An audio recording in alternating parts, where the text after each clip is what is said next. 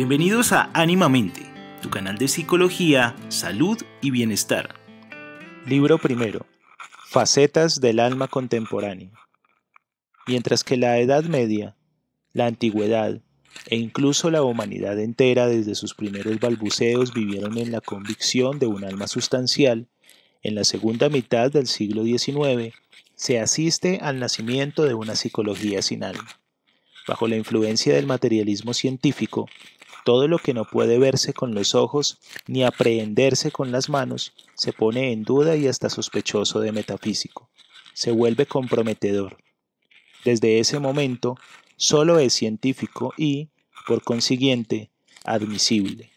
Lo que es manifiestamente material, o lo que puede ser deducido de causas accesibles para los sentidos.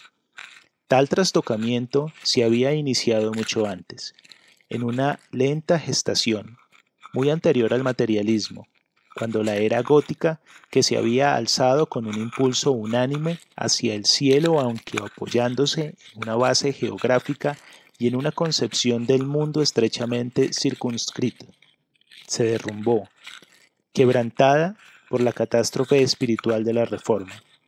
La ascensión vertical del espíritu europeo se vio frenada por la expansión horizontal de la conciencia moderna. La conciencia no se desarrolló ya en altura, sino que ganó en extensión geográfica e intelectualmente. Fue la época de los grandes descubrimientos y del ensanchamiento empírico de nuestras nociones del mundo. La creencia de la sustancialidad del espíritu cedió, poco a poco, ante una afirmación cada vez más intransigente de la sustancialidad del mundo físico, hasta que, al fin, tras una agonía de casi 4 siglos, los representantes más avanzados de la conciencia europea, los pensadores y los sabios, consideraron al espíritu como totalmente dependiente de la materia y de las causas materiales. Sería un error, sin duda, imputar a la filosofía y a las ciencias naturales una inversión tan total. Siempre hubo numerosos filósofos y hombres de ciencia inteligentes que no dejaron de prestar gracias a una suprema intuición y con toda la profundidad de su pensamiento, contra esta inversión irracional de las concepciones, pero les era difícil imponerse, perdían popularidad y su resistencia resultaba impotente para vencer las preferencias sentimentales y universales que como una manera de fondo llevó al orden físico hacia el pináculo. No se crea que transformaciones tan considerables en el seno de la concepción de las cosas pueden ser el futuro de reflexiones racionales, pues ¿existen acaso especulaciones racionales capaces de probar o de negar alternativamente el espíritu o la materia? Estos dos conceptos, cuyo conocimiento cabe esperar de todo contemporáneo culto, no son sino símbolos notables de factores desconocidos, cuya existencia es proclamada o abolida según los humores, los temperamentos individuales y los altibajos del espíritu de la época. Nada impide a la especulación intelectual ver en la psique un fenómeno bioquímico complejo, reduciéndola así, en último término, a un juego de electrones, o por el contrario, decretar que es vida espiritual la aparente ausencia de toda norma que reina en el centro del átomo. La metafísica del espíritu, a lo largo del siglo XIX, tuvo que ceder el puesto a una metafísica de la materia, intelectualmente hablando. Esto no es más que un giro caprichoso, pero desde el punto de vista psicológico significa una revolución inaudita en la visión del mundo. El más allá toma asiento en este mundo, el fundamento de las cosas, la asignación de los fines, la significación última, no deben salir de las fronteras empíricas. Si damos crédito a la razón ingenua, parece que toda la interioridad oscura se convierte en exterioridad visible, y el valor no obedece ya sino al criterio del supuesto acontecimiento. Tratar de abordar este trastocamiento irracional por la vía de la filosofía es ir a un fracaso seguro. Es preferible abstenerse, pues si en nuestros días a alguien se le ocurre deducir la fenomenología intelectual o espiritual de la actividad glandular, puede estar seguro, a priori, de la estima y de la receptividad de su público. Si, por el contrario, alguien quisiera ver en la descomposición atómica de la materia estelar una emanación del espíritu creador del mundo, ese mismo público no haría sino deplorar la anomalía mental del autor. Y sin embargo, estas dos explicaciones son igualmente lógicas, igualmente metafísicas, igualmente arbitrarias e igualmente simbólicas. Desde el punto de vista de la teoría del conocimiento, tan lícito es hacer descender al hombre de la línea animal como a la línea animal del hombre. Pero como es sabido, este pecado contra el espíritu de la época tuvo para Dacke penosas consecuencias académicas. No se puede jugar con el espíritu de la época, pues constituye una religión, más aún una confesión o un credo cuya irracionalidad no deja nada que desear. Tiene además la molesta cualidad de querer pasar por el criterio supremo de toda verdad y la pretensión de detentar el privilegio del sentido común. El espíritu de la época escapa a las categorías de la razón humana. Es un penchat, una inclinación sentimental que, por motivos inconscientes, actúa con una soberana fuerza de sugestión sobre todos los espíritus débiles y los arrastra.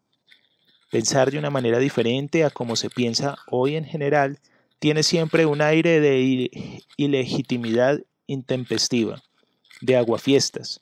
Es incluso algo casi incorrecto, enfermizo y blasfematorio que no deja de implicar graves peligros sociales para quien nada de forma tan absurda contracorriente. En el pasado era un presupuesto evidente que todo lo que existía debía la vida a la voluntad creadora de un Dios espiritual. El siglo XIX, por su parte, ha dado a luz la verdad, no menos evidente, de la universalidad de las causas materiales. Hoy, no es la fuerza del alma la que edifica un cuerpo, sino que, al contrario, es la materia la que por su quimismo engendra un alma.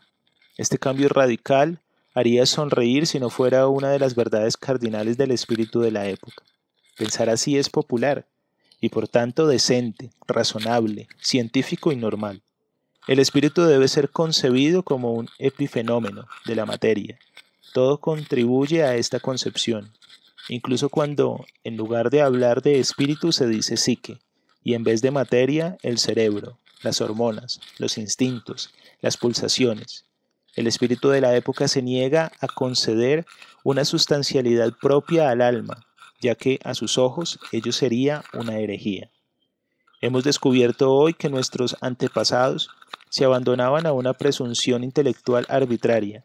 Suponían que el hombre posee un alma sustancial, de naturaleza divina y, por consiguiente, inmortal, que una fuerza propia del alma edifica el cuerpo, mantiene su vida, cura sus males, haciendo al alma capaz de una existencia intracorporal, que existen espíritus incorpóreos con los que el alma tiene relaciones y un mundo espiritual más allá de nuestro mundo empírico que confiere al alma una ciencia de las cosas espirituales cuyos orígenes no se podrían encontrar en el mundo visible. Pero nuestra conciencia contemporánea no ha descubierto todavía que es igualmente presuntuoso y fantástico admitir que la materia es, de un modo natural, generadora del alma, que los hombres descienden del mono, que la criatura de la razón pura de Kant ha surgido de una mezcla armoniosa de hambre, amor y voluntad de poder, que las células cerebrales engendran los pensamientos. Admitir, en fin, que todo esto obedece a las necesidades de las causas últimas y que no podría ser de otro modo. Pues, ¿qué es en el fondo esta materia todopoderosa? Es todavía un Dios creador, pero despojado de su antropomorfismo y vertido a cambio en el molde de un concepto universal cuya significación cada cual cree penetrar. Cierto es que la conciencia general ha adquirido una extensión inmensa, pero por desgracia, solo desde el punto de vista del espacio y no de la duración. Si no fuera así, nuestro sentimiento histórico sería mucho más vivaz. Si nuestra conciencia general no fuera puramente efímera y tuviese al menos un poco de sentido histórico, sabríamos que en la época de la filosofía griega hubo transformaciones análogas de la divinidad, transformaciones que podrían suscitar algunas críticas a propósito de nuestra filosofía contemporánea. pero el espíritu de la época se opone con violencia a estas reflexiones. La historia, para él, no es más que un arsenal de argumentos utilizables que permiten, por ejemplo, decir, ya el viejo Aristóteles sabía que, etc. Semejante situación obliga a que nos preguntemos sinceramente de dónde proviene la inquietante potencia del espíritu de la época. Sin duda alguna, constituye un fenómeno psíquico de importancia primordial, un prejuicio, por tanto, un prejuicio tan esencial en todos los casos que no podremos llegar al problema del alma sin haber pasado por sus horcas caudinas. Como decía más arriba, la propensión incoercible y a extraer preferentemente principios explicativos en el orden físico corresponden a la extensión horizontal de la conciencia a lo largo de los 4 últimos siglos. Esta tendencia horizontal es una reacción frente a la verticalidad exclusiva de la era gótica. Es una manifestación de la psicología de los pueblos que, como tal, se desarrolla siempre al margen de la conciencia individual. Exactamente igual que los primitivos, actuamos primero de forma totalmente inconsciente, no descubriendo el porqué de nuestro acto hasta mucho después de haberlo realizado. Entretanto, nos contentamos con una similitud de racionalizaciones aproximativas. Si tuviéramos conciencia del espíritu de nuestro tiempo y un mayor sentido histórico, comprenderíamos que si damos preferencia a las explicaciones basadas en el orden físico, es porque en el pasado se recurrió de un modo abusivo al espíritu. Esta toma de conciencia despertaría nuestro sentido crítico.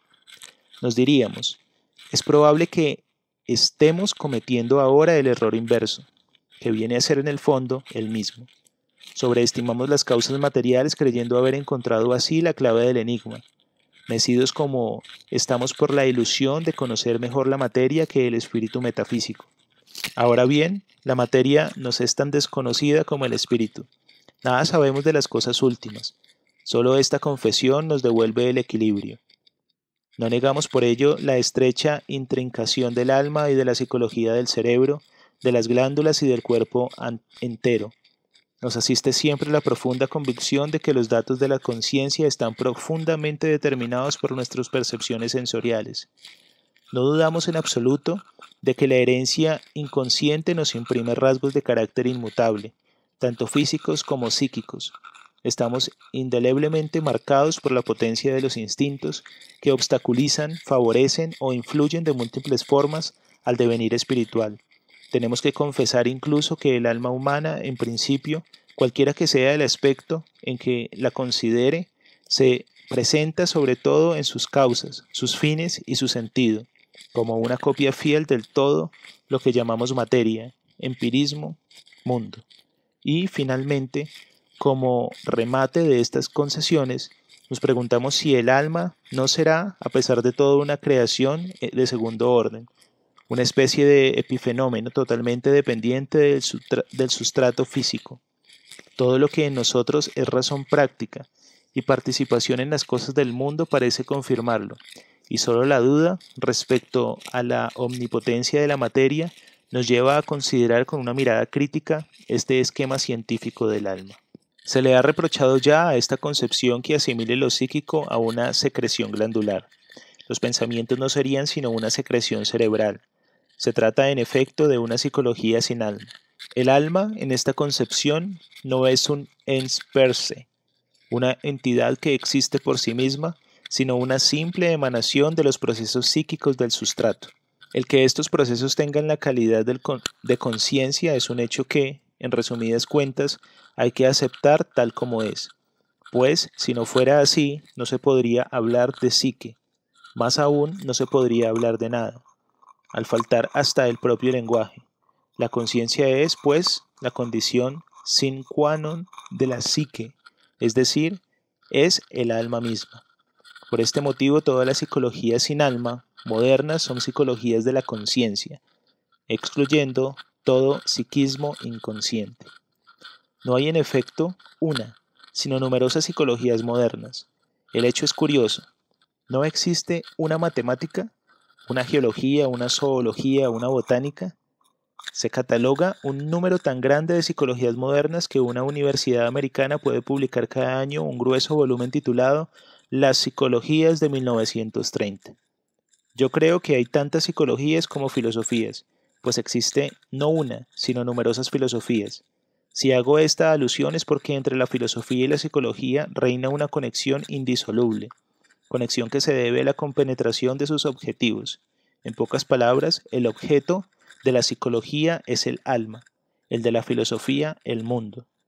Hasta hace poco, la psicología constituía una de las partes de la filosofía, pero como previó Nietzsche, se inicia un desarrollo de la psicología que amenaza con engullir a la filosofía. La semejanza interior de estas dos disciplinas se debe a que ambas consisten en una formación sistemática de opiniones sobre temas que escapan a un dominio total de la experiencia y por consiguiente a la trama de la razón empírica. Por ello mismo, ambas estimulan la razón especulativa que empieza a elaborar concepciones. Esta elaboración adquiere proporciones y aspectos de tal diversidad que tanto en filosofía como en psicología se necesitan numerosos volúmenes para resumir la multiplicidad de las opiniones. Ninguna de estas dos disciplinas podría subsistir sin la otra. Cada una proporciona a la otra, en un intercambio mutuo, tácito y en general inconsciente, el principio mismo del que procede. La convicción moderna de la primacía de la filosofía conduce en último término a una psicología sin alma, es decir, a una psicología en la que lo psíquico no podrá ser sino un efecto bioquímico. No existe, por otra parte, psicología moderna, científica, cuyo sistema explicativo se base únicamente en el espíritu. Nadie se atrevería hoy a fundar una psicología cimentada en la hipótesis de un alma autónoma, independiente del cuerpo. La idea de un espíritu en sí, de un cosmos espiritual que forma un sistema cerrado, postulado necesario para la existencia de almas individuales y separadas, es al menos entre nosotros absolutamente impopular. Debo añadir, es cierto que todavía en 1914, en el curso de una joint session de la Aristotelian Society, de la Mind Association y de la British Psychology Society, asistí en el Bedford College de Londres a una reunión de estudio cuyo tema era las almas individuales. ¿Están contenidas en Dios o no? Si alguien en Inglaterra dudara del carácter científico de estas sociedades que reúnen a la creme de la intelectualidad inglesa, no sería escuchado por su auditorio. En realidad, yo era uno de los pocos asistentes que sentía extrañeza ante aquel debate en el que se recurría a argumentos dignos del siglo VIII. Este ejemplo demuestra que la idea de un espíritu autónomo cuya existencia se postula naturalmente no está todavía proscrita del intelecto europeo ni petrificada en el estado de fósil medieval.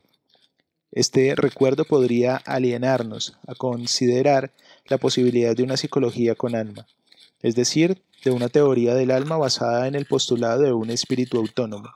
La impopularidad de semejante empresa no debe asustarnos, dado que la hipótesis del espíritu no es más fantástica que la de la materia, ignorando por completo el modo mediante el cual lo psíquico es susceptible de derivarse de lo físico, y siendo lo psíquico, sin embargo, un hecho de experiencia innegable, tenemos derecho a invertir por una vez la hipótesis y suponer que el alma proviene de un principio espiritual tan inasequible como lo es el origen de la materia de la hipótesis contraria.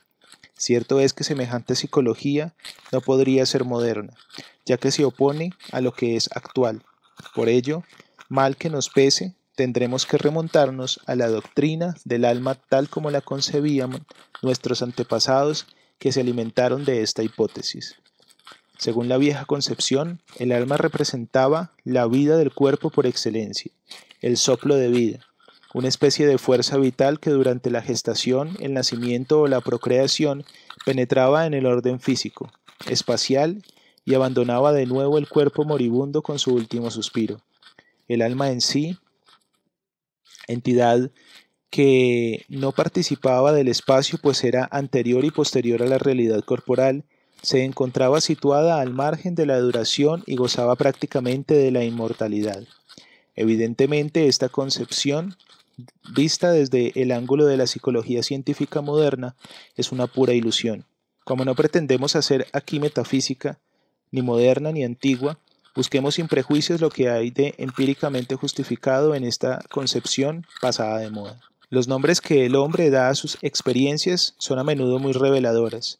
¿De dónde proviene la palabra Seel, alma? El alemán Seele o alma y el inglés soul son en gótico Saiwala, en germánico primitivo Saiwalo, emparentado con el griego aiolas, que significa movedizo, abigarrado, tornasolado. La palabra griega psique significa también, como es sabido, mariposa. Por otra parte, Saiwalo es un compuesto del viejo eslavo sila, igual a fuerza. Estas relaciones aclaran la significación original de la palabra sele, alma. El alma es una fuerza motriz, una fuerza vital. Los nombres latinos animus igual a espíritu y anima igual a alma son lo mismo que el griego animus igual a viento. La otra palabra griega que designa al viento, pneuma, significa también, como se sabe, espíritu. En gótico encontramos el mismo término en la forma de us anan igual a ausatmen igual expirar y en latín an elare igual respirar dificultosamente. En el viejo alto alemán Spiritus Sanctus se expresa con atun, aten igual a aliento. En árabe ri igual a viento, ru igual a alma, espíritu. El griego psiche tiene un parentesco análogo con psicho igual a soplar, psichos igual a fresco, psichos igual a frío y psisa igual a fuelle. Estas relaciones muestran claramente que en latín, en griego y en árabe, el nombre dado al alma evoca la representación de viento agitado, de soplo helado de los espíritus. Paralelamente, los primitivos tienen una visión del alma que le atribuye un cuerpo formado de soplos invisibles.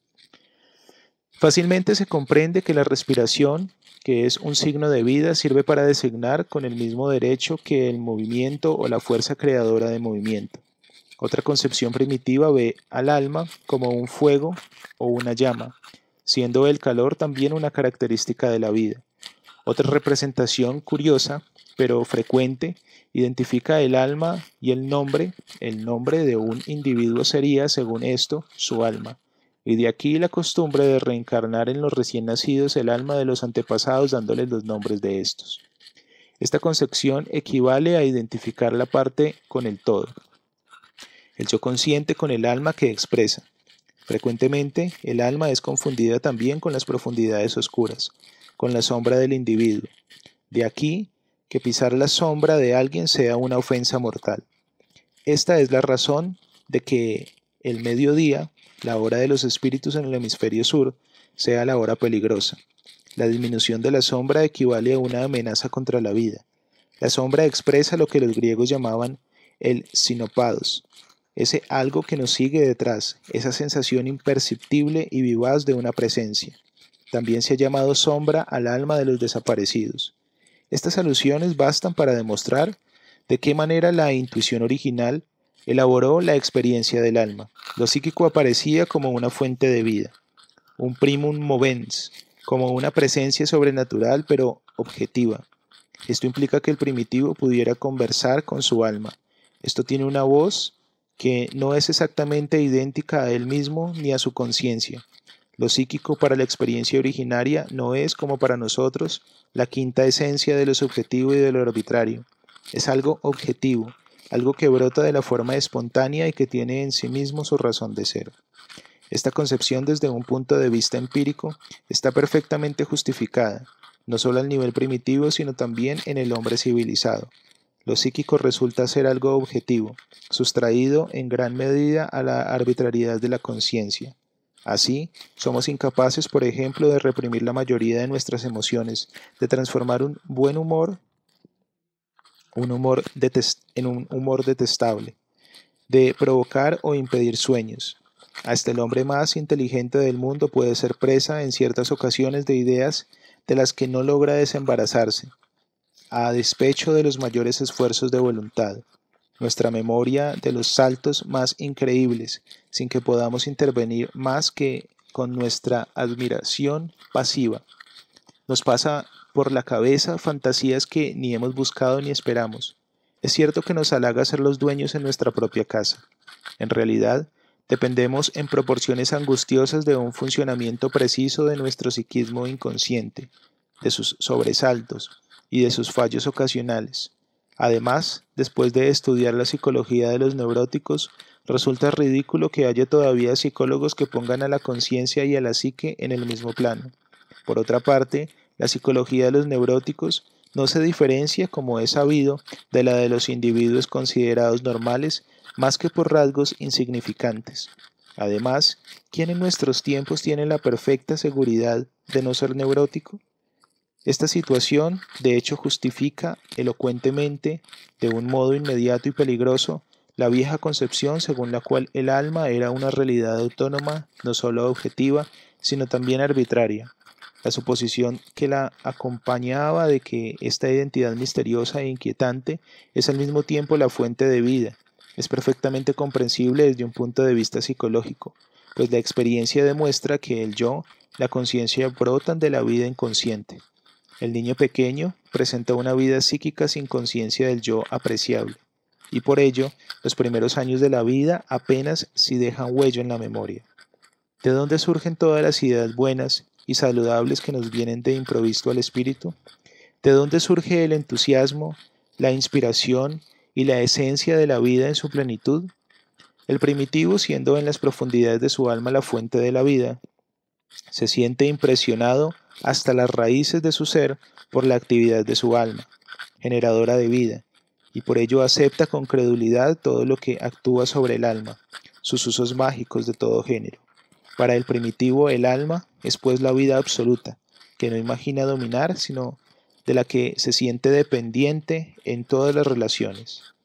La idea de la inmortalidad del alma, por inaudita que nos parezca, no tiene nada de sorprendente para el empirismo primitivo. El alma es sin duda algo extraño. No está localizada en el espacio. Mientras que todo lo que existe ocupa cierta extensión, suponemos con certidumbre que nuestros pensamientos se sitúan en la cabeza. Pero si se trata de los sentidos, ya nos mostramos indecisos, pues estos parecen brotar más de la región del corazón. En cuanto a las sensaciones, están repartidas por el conjunto del cuerpo. Nuestra teoría pretende que la conciencia se asienta en la cabeza. Los indios pueblos, por su parte, me aseguraron que los americanos estaban locos al pensar que las ideas se hallaban en la cabeza, puesto que todo ser razonable piensa con el corazón. Ciertas tribus negras no localizan su psiquismo ni en la cabeza ni en el corazón, sino en el vientre. A esta incertidumbre de la localización especial se añade el aspecto inextenso de los estados psíquicos, aspecto inextenso que aumenta a medida que se aleja de la sensación. ¿Qué dimensiones, por ejemplo, se pueden atribuir a una idea? ¿Es pequeña, grande, larga, fina, pesada, líquida, recta o circular? Si buscásemos una representación viviente de una entidad con 4 dimensiones y no obstante al margen del espacio, el mejor modelo sería sin duda el pensamiento. Sin embargo, sería tan fácil todo si fuera posible negar sencillamente la psique. Mas para ello chocamos con la experiencia, inmediata en grado sumo, de algo existencial, implantado en el seno de nuestro mundo real de 3 dimensiones, mesurable y ponderable, y que desde todos los puntos de vista y en cada uno de sus elementos es sorprendentemente dispar de esta realidad, no obstante reflejarla. El alma podría ser a la vez un punto matemático y tener la inmensidad de un mundo planetario. ¿Se le puede reprochar algo a la intuición ingenua según la cual una entidad tan paradójica raya en lo divino? Si el alma está al margen del espacio, es incorpórea.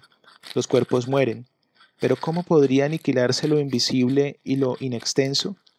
Además, la vida y el alma existen antes que el yo y le sobreviven. ¿Cómo lo atestigua el sueño y la extensión de los demás, cuando el yo, durante el sueño o en una síncope, no vive? ¿Por qué ante estos hechos la intuición primitiva iba a negar que el alma existe al margen del cuerpo? Confieso que no advierto en esta pretendida superstición más absurdidad que en los resultados de las investigaciones sobre la herencia o en los de la psicología de los instintos. Si se considera que las culturas antiguas, hasta las más primitivas, utilizaron los sueños y las visiones como fuente de conocimiento, se comprende que la vieja concepción haya imputado al alma un saber superior, incluso divino. De hecho, el inconsciente dispone de percepciones subliminales, cuya gama y extensión rozan lo maravilloso. En el estudio primitivo, los sueños y las visiones, en un justo reconocimiento de este estado de hecho, son mirados como fuentes de información importantes. Sobre esta base psicológica se han alzado desde los tiempos más remotos poderosas culturas, tales como las culturas india y china, que elaboraron filosóficas y prácticamente hasta en sus menores detalles la vía del conocimiento interior. Apreciar la psique inconsciente, valorarla, hasta el punto de juzgarla digna de ser una fuente de conocimiento, no es en absoluto tan ilusorio como pretende nuestro racionalismo occidental.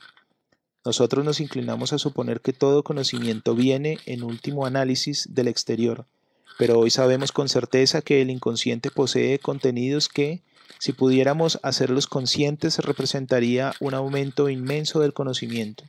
El estudio moderno de los instintos de los animales, por ejemplo, en los insectos, ha aportado un rico acervo empírico que prueba, cuando menos, que si un ser humano se comporta, llegado el caso, como tal o cual insecto, tendría una línea de conducta infalible. Naturalmente es imposible probar que los insectos tengan una conciencia de su saber, mas para el seno sentido común es indudable que estas pulsiones inconscientes forman otras tantas funciones psíquicas. También el inconsciente humano encierra todas las formas de vida y de funciones heredadas de la línea ancestral, de suerte que en cada niño preexiste una disposición psíquica funcional, adecuada, anterior a la conciencia. En el seno de la vida consciente del adulto, tal función inconsciente intuitiva hace sentir constantemente su presencia y su actividad. En ella están ya preformados todas las funciones de la psique consciente. El inconsciente percibe, tiene intenciones y pensamientos, sentimientos y pensamientos, al igual que el consciente. Nuestra experiencia de la psicopatología y el estudio de la función onírica lo confirman abundantemente. Solo hay una diferencia esencial entre el funcionamiento consciente y el funcionamiento inconsciente de la psique. El consciente, a pesar de su intensidad y su concentración, es puramente efímero, se acomoda solo al presente inmediato y a su propia circunstancia. No dispone por naturaleza sino de materiales de la experiencia individual que se extienden apenas a unos pocos decenios. Para el resto de las cosas su memoria es artificial y se apoya esencialmente en el papel impreso. Qué distinto es el inconsciente, ni concentrado ni intenso, sino crepuscular hasta la oscuridad.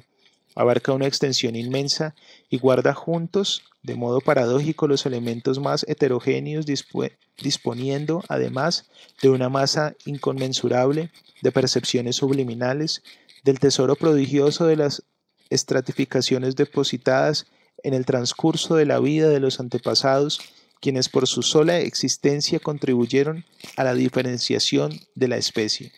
Si el inconsciente pudiera ser personificado, tomaría los rasgos de un ser humano colectivo que viviera al margen de las especificaciones de los sexos, de la juventud y de la vejez, del nacimiento y de la muerte, dueño de la experiencia humana, casi inmortal de 1 o 2 millones de años. Este ser se haría indiscutiblemente por encima de las vicisitudes de los tiempos. El presente no tendría más significación para él que un año cualquiera del 100º milenio antes de Jesucristo. Sería un soñador de sueños seculares y gracias a su experiencia desmesurada, un oráculo de pronósticos incomparables, pues habría vivido un número incalculable de veces la vida del individuo, la de la familia, la de las tribus y la de los pueblos, y conocería, como una sensación viva, el ritmo del devenir, del desarrollo y de la decadencia. Por desgracia, o mejor por fortuna, este ser está soñando. Al menos, tal nos parece, como si este inconsciente colectivo no tuviera conciencia propia de sus contenidos. Sin embargo, no estamos más seguros de ello con los insectos. Este ser colectivo no parece ya ser una persona, sino más bien una especie de marea infinita, un océano de imágenes y de formas que emergen a la conciencia con ocasión de los sueños o de los estados mentales anormales. Sería absurdo pretender que este sistema inmerso de experiencias de la psique inconsciente no es más que una ilusión. Nuestro cuerpo visible y tangible es también un sistema de experiencias por completo comparable, que guarda todavía las huellas de desarrollo que se remontan a las primeras edades, forma indiscutible un conjunto sometido a un fin, la vida, que de otro modo sería imposible. A nadie se le ocurre negar todo interés colectivo y su utilización como fuente de conocimiento. Tampoco puede ser considerado una ilusión. Durante el punto de vista superficial, el alma nos parece esencialmente el reflejo de procesos exteriores, que serían no solo los promotores ocasionales de ella, sino su propio origen primero. Del mismo modo, el inconsciente no parece explicable en principio sino desde el exterior, a partir del consciente. Sabido es que Freud, en su psicología, hizo esta tentativa, pero solo hubiera podido tener verdadero éxito si el inconsciente fuera, de hecho, un producto de la existencia individual y del consciente. Sin embargo, el inconsciente preexiste siempre, al ser disposición funcional heredada de época en época. La conciencia es un brote tardío del alma inconsciente. Sería absurdo sin duda explicar la vida de los antepasados por los epígonos ulteriores. Tal es la razón por la que, a mi modo de ver, es erróneo situar al inconsciente en dependencia causal del consciente. Lo contrario es, sin duda, más cierto. Precisamente este punto de vista opuesto era el de la forma de ver tradicional, especie de vieja psicología que presiente del inestimable tesoro de experiencias oscuras ocultas bajo el umbral de la conciencia individual y efímera. No consideró el alma del individuo más que en dependencia de un sistema cósmico espiritual.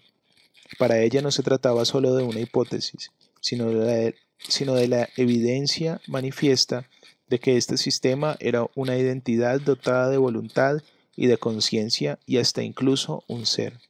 Y a este ser se le llamó Dios, que se convirtió así en la quinta esencia de toda realidad. Dios era el más real, la primera causa, solo mediante la cual podría ser explicada el alma. Esta hipótesis tiene su razón de ser psicológica.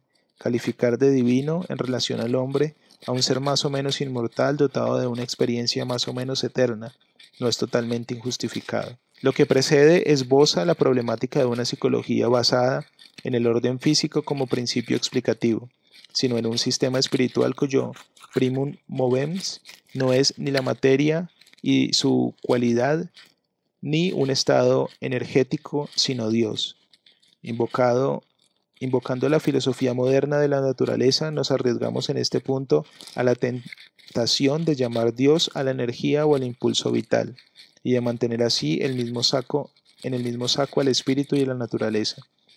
En tanto que semejante empresa quede limitada a las alturas nebulosas de la filosofía especulativa, el peligro no es grande, pero si queremos operar de algún modo en las esferas inferiores de la experiencia científica, no tardaremos en perdernos en confusiones sin salida, al estar nuestra experiencia dirigida a lograr un alcance práctico. En efecto, no pretendemos una psicología de ambiciones únicamente académicas y cuyas explicaciones se quedan en la práctica en letra muerta. Necesitamos una psicología práctica, verdadera en su ejercicio, es decir, capaz de proporcionar explicaciones confirmadas por sus resultados. En la palestra de la psicoterapia práctica, buscamos resultados viables, ajenos a la elaboración de teorías sin valor e incluso dañinas para el enfermo. Aquí es a menudo cuestión de vida o muerte el saber si la experiencia debe recurrir a la materia o al espíritu. No olvidemos que, desde el punto de vista naturalista, todo lo que es espíritu es una ilusión, y que por otra parte el espíritu frecuentemente tiene que negar y superar un hecho físico inoportuno para afirmar su propia existencia. Si no reconozco más que valores naturales, minimizaré, entorpeceré o incluso aniquilaré con mi hipótesis física el desarrollo espiritual de mi enfermo. Si por el contrario, en último análisis, lo transpongo todo a las esferas etéreas, desconoceré y violentaré el individuo natural en su legítima existencia física. La mayoría de las la mayoría de los suicidios que se producen en el transcurso de un tratamiento psicoterapéutico provienen de falsas maniobras de esta clase. ¿La energía es Dios o Dios es la energía? Esto importa poco, pues el hecho resulta impenetrable en todo conocimiento de causa. En cambio, debo estar al corriente de las posibilidades de explicaciones psicológicas. El psicólogo moderno no está ya entregado a una u otra de estas actitudes. Vacila entre los dos en una alternativa peligrosa, expuesto a la fácil tentación de un oportunismo desprovisto de todo carácter. Aquí está sin duda alguna el gran peligro de la coincidencia oppositorum, de la liberación del dilema de los contrarios por el intelecto que los supera. ¿Cómo de la equivalencia de dos hipótesis opuestas podrían hacer otra cosa que una indecisión oscilante y sin fuerza sobre el vacío? Esta situación pone de relieve la ventaja de un principio explicativo único, que permita tomar un partido netamente definido. Tropezamos aquí indudablemente con un problema muy arduo. Necesitamos una realidad, un fundamento explicativo real sobre el que podamos apoyarnos. Y sin embargo, el psicólogo moderno le es imposible contentarse con el recurso al orden físico, una vez que ha adquirido claramente conciencia de lo que la interpretación espiritualista tiene de justificado. Pero ya no podrá tampoco adoptar totalmente esta, pues ello sería prescindir de los motivos de la validez relativa del punto de vista físico. Entonces, ¿a qué carta quedarse? El estudio de este dilema y la búsqueda de su solución me han conducido a la siguiente reflexión. El conflicto entre la naturaleza y el espíritu no es sino la traducción de la esencia paradójica del alma.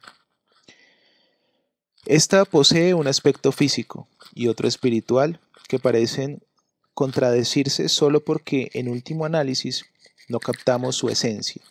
Siempre que el entendimiento humano quiere aprender algo, en último análisis no comprende ni puede comprender para captar algunos aspectos de la cosa débil, si se es sincero, someterse a una contradicción y escindir el objeto en su apariencia opuesta.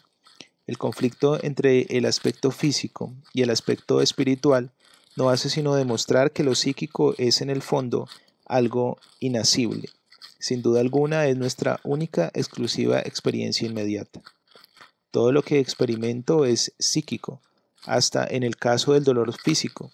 Lo que siento es transcripción psíquica. Todas las percepciones de mis sentidos que me imponen un mundo de objetos espaciales e impenetrables son imágenes psíquicas que representan mi única experiencia inmediata, dado que estas imágenes son los únicos datos inmediatos de mi conciencia. Mi psique transforma y falsifica la realidad en proporciones tales que es preciso recurrir a expedientes a fin de constatar lo que las cosas son fuera de mí. Por ejemplo, que un sonido es una vibración del aire de una cierta frecuencia y que un color es una de las longitudes de onda de la luz. En el fondo, estamos tan inmersos en nuestras imágenes psíquicas que no podemos penetrar la naturaleza de las cosas que no son exteriores. Todo lo que llegamos a conocer no está formado más que de materiales psíquicos. La psique es la entidad real en grado sumo, puesto que es la única inmediata. En esta realidad, en la realidad del psiquismo, es en la que el psicólogo debe apoyarse. Si queremos ahondar más en esta última noción, pronto veremos que ciertas representaciones o imágenes emanan de un mundo reputado físico, del que nuestro cuerpo forma igualmente parte, mientras que otros provienen, sin que por ello sean menos reales, de una fuente llamada espiritual, aparentemente distinta del mundo físico. Imaginar el coche que deseo comprar o el estado en el que se encuentra de momento el alma de mi padre fallecido, irritarme por un obstáculo exterior o por un pensamiento íntimo, forma parte psíquicamente hablando de una misma realidad. La única diferencia es que en un caso las representaciones o sentimientos se relacionan con el mundo de las cosas físicas y en el otro con el mundo de las cosas espirituales. Si desplazo mi noción de realidad y la centro en la psique, entonces solo esta noción está en su puesto y el conflicto entre la naturaleza y el espíritu como principios explicativos se resuelve por sí mismo. Naturaleza y espíritu no son ya en tal caso sino designaciones de origen de los contenidos psíquicos, que se concentran en mi conciencia.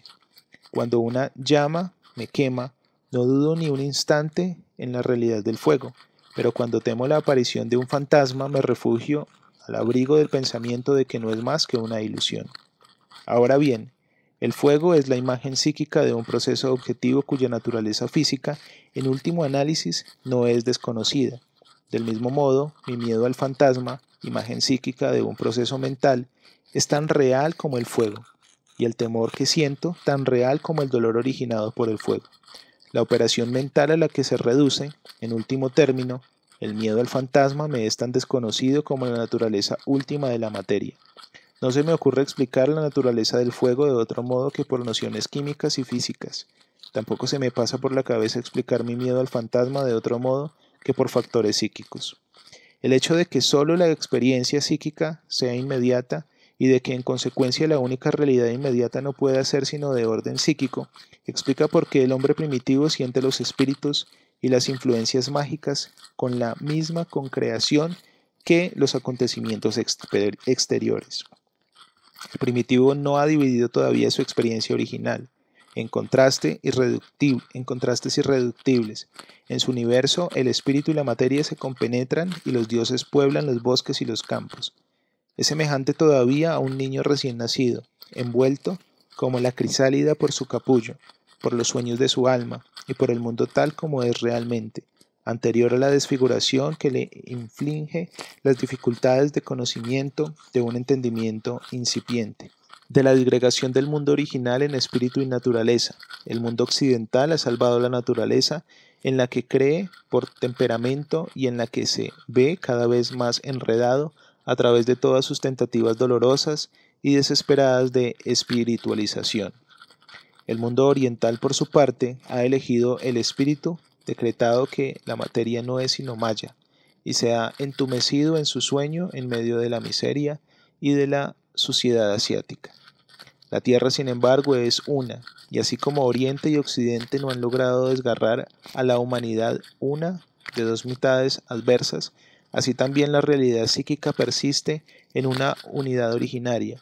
Espera a que la conciencia humana progrese desde la creencia de una mitad y la negación de la otra hacia el reconocimiento de las dos en tanto que elementos constitutivos del alma única.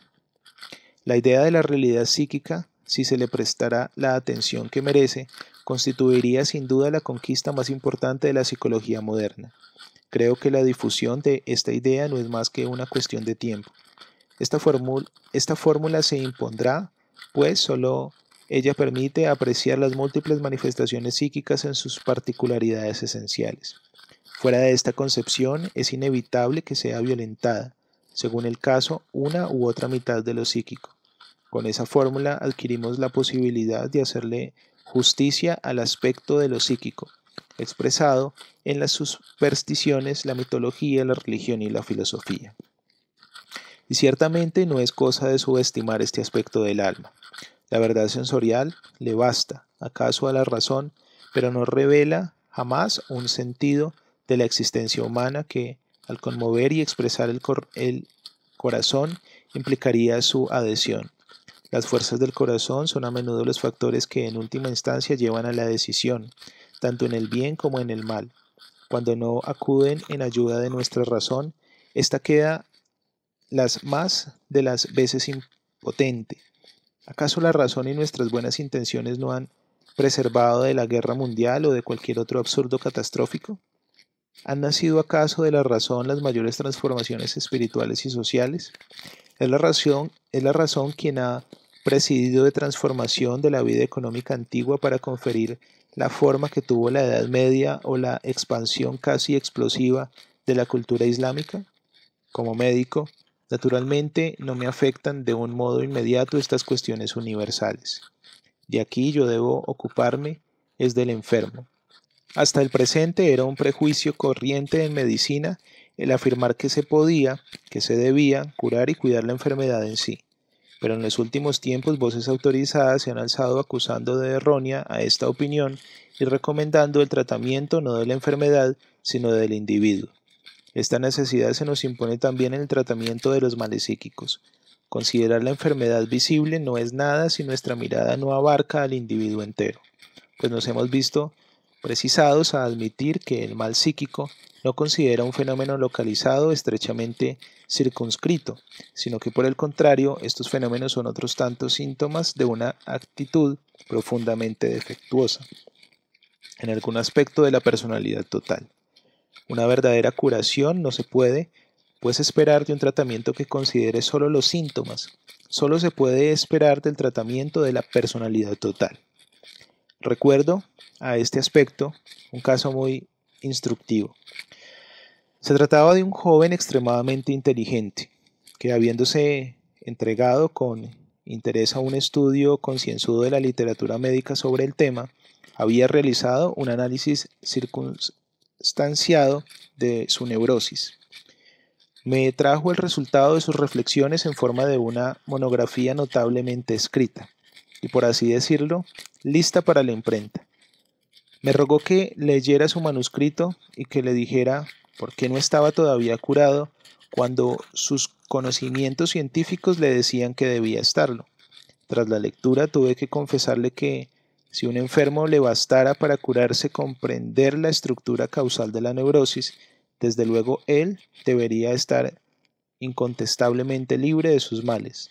Si no lo estaba, ello se debía sin duda alguna, sin duda alguna, a lo concerniente a su actitud general respecto a la vida y situado aparentemente al margen de la etiología sintomática de su neurosis. No sin sorpresa supe por su amnesis que solía pasar el invierno en Saint-Maurice o en Niza. Le pregunté quién pagaba esas estancias y resultó ser una pobre institutriz que le amaba y que ahorraba a costa de su comida día a día el dinero necesario para las vacaciones del joven. El motivo de su neurosis se hallaba en esta anormalidad que explicaba además la ineficacia de la comprensión científica. En este caso, el fallo inicial residía en la actitud moral. El enfermo juzgó mi opinión muy poco científica, ya que la moral no tenía nada que ver con la ciencia. Creía que, en nombre del pensamiento científico, se podía eliminar una inmoralidad que en el fondo él mismo no soportaba y que se podía pretender que no había conflicto, puesto que la mujer que le amaba le daba gustosa aquel dinero.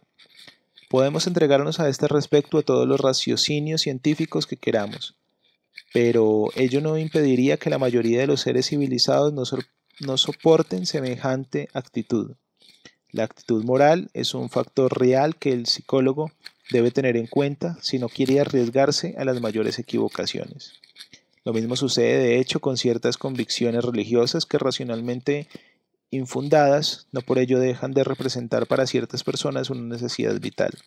Estamos por una vez más ante realidades psíquicas capaces tanto de causar como de curar enfermedades.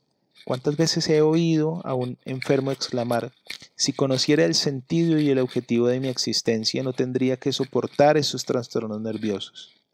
Poco importa ser rico o pobre, tener familia y situación o no tenerla, pues lo que es preciso es que ello baste para dar un sentido a la vida.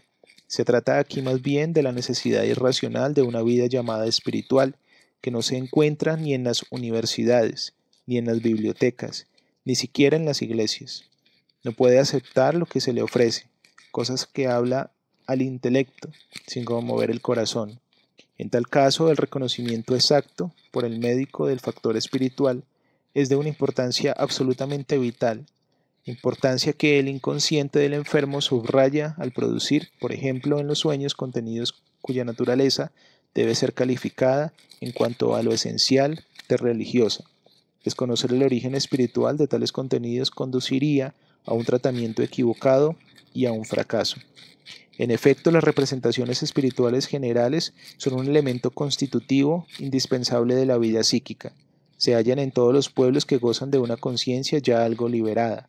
Por eso, su ausencia parcial o incluso su negación incidental en los pueblos civilizados deben considerarse como un signo de decadencia. La psicología en su desarrollo actual Se preocupa especialmente del condicionamiento físico del alma.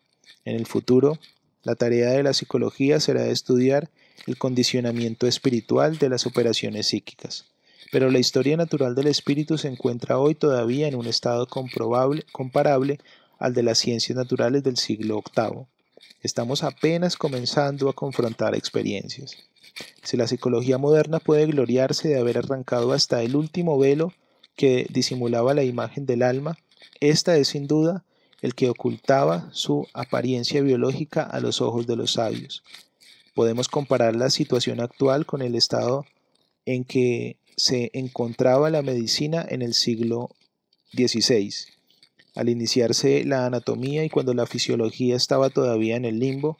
De modo parecido, nosotros no tenemos sino algunas apreciaciones sobre la vida espiritual del alma. Hoy sabemos, es cierto, que se dan en el alma operaciones de metamorfosis condicionadas espiritualmente y que se hallan, entre otras, en la base de las iniciaciones bien conocidas en la psicología de los primitivos o de los estados engendrados por el yoga. Pero todavía no hemos logrado definir las leyes singulares a las que obedecen. Solo sabemos que la mayoría de las neurosis están relacionadas con una perturbación de estos procesos. La investigación psicológica no ha logrado librar al rostro del alma de sus velos múltiples, pues ésta es lejana, inabordable y oscura como todos los secretos profundos de la vida.